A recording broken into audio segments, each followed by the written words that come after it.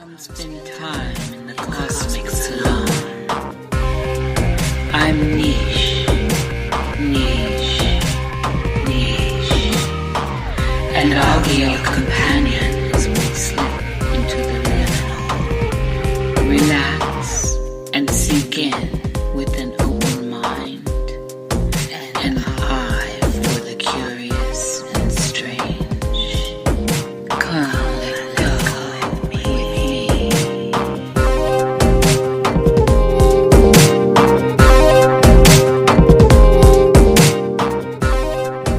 All right, here we are in the salon again. It's another strange day in an uncanny valley kind of way. It's another moment in counter space, and I have the perfect person whom I've had on several times on this show, and also my show with Jerry Cthulhu, who is also a friend of my good friend Solar's Blue Raven. So we love Tessa Dick, and we are here with Tessa Dick, and we're going to get into the weird and the wacky and what's going on. We're going off script, everyone. So I want to welcome Miss Tessa Dick. Tessa, how are you doing? Oh, just all kinds of weirdness. I think the squatters next door are gone. In a way, I'm sad because they were actually good neighbors, but they were tearing the place apart in many ways, and it was becoming a fire hazard. Well, that's too bad, especially since you enjoyed them. Too bad it had to get sloppy and all nasty like that. Yep. Well, it's done. They're still somewhere in the neighborhood, but I don't know where. Anyway, it's just weird. We're finally getting that global warming they warned us about, but it's a cycle in California.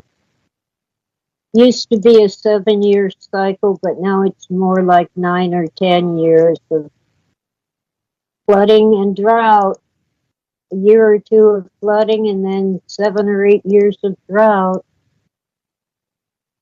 But what isn't cyclical is the insurance companies fleeing California, especially homeowners, but also car insurance and other kinds, because of the crazy regulations. If they sell car insurance, the state will force them to also insure homes, but they're not allowed to charge enough in premiums, and they're required to pay out on things that are not covered, because California says you have to. Stuff like that. And in the meantime, maybe the little ethereal critters are back, messing with my internet and stuff like that. There's a lot going on in the realm, and it's all kind of tied in. Everything's woven in together that includes these weird weather cycles, whether one wants to come at them from a natural standpoint or an augmented standpoint, as in geoengineering. There is the now absolute rise of the digital era. We are fully in it. We've been dancing around the center of it for a while, but we're fully in it. It's now to the point where, and this is not woo, that humans are actually the 6G. The biofield is affected by and used by the system. So all this stuff that kind of goes back to things you and Phillip were writing in fiction are actually realities now.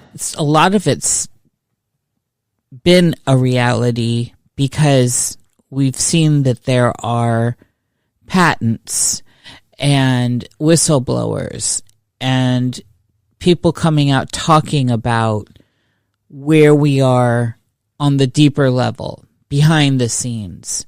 But just in front, where we are now, you can get apps that do augmented reality, and you can get into VR, and the technology of the new devices that are out is, something of fiction from days gone by.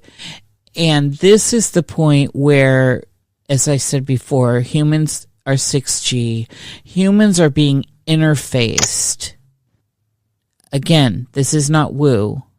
This is actually in the world and being practiced with patents and jobs and all that.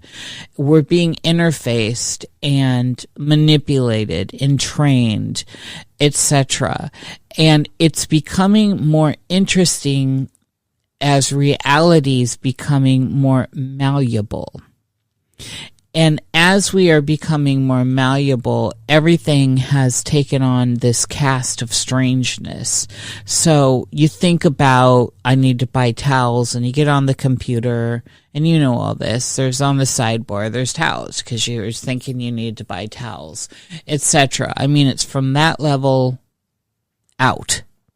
It's insidious at this point. And so I kind of want to kick off our journey today with, what are you thinking? So Tessa, let's play what if. Let's not worry about what is. We don't need to prove anything here. We don't need to worry about receipts. Let's just play what if and put that straight on the table right away. What are you thinking about as far as how deep into this world we are digitally? And I'm aware that you're not fully in the loop of all the receipts and all the stuff that is actually now out there as jobs and patents, etc., because it's a mountain of information. But like I said earlier, you and Phillip were on the forefront, looking very prophetic, talking about this stuff under the guise of fiction. So here we are, Tessa. Well, first, I want to go straight to Phil's 1977 speech in Metz, France. People thought he was crazy. He said, we're living in a computer simulated reality, or computer